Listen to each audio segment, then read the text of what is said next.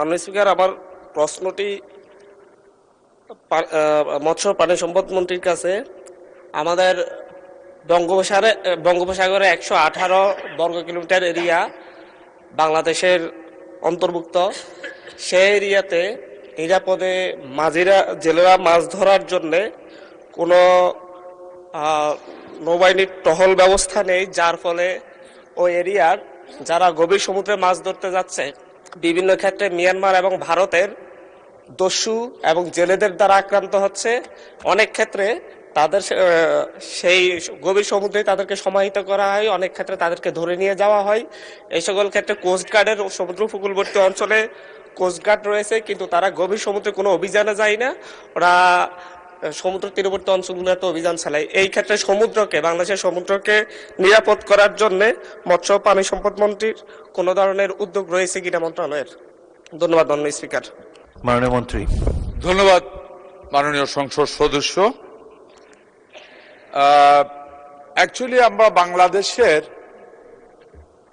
সমুদ্রে যে ফিশিং করা হয়, এটা ম্যাক্সিমাম শিপ আমাদের 40 নটিক্যাল মাইল পর্যন্ত আমাদের ফিশিং করে।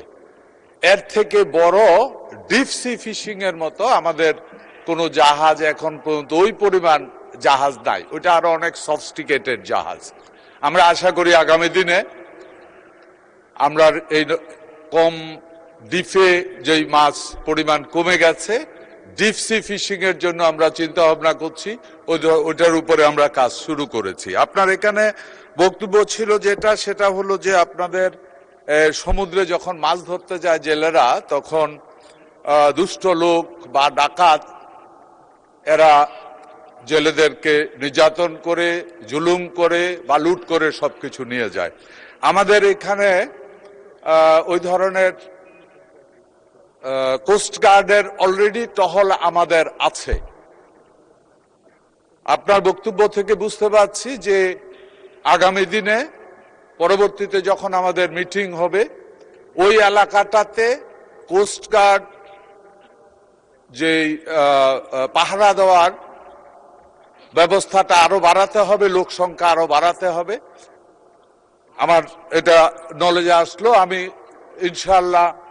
ইনশাআল্লাহ আগামী দিনে যে মিটিং হবে আমাদের, ওই মিটিং এর ভিতরে আমি এটা উপস্থাপন করব এবং কোস্টগার্ড বাড়ানোর ব্যবস্থা করার চেষ্টা করব।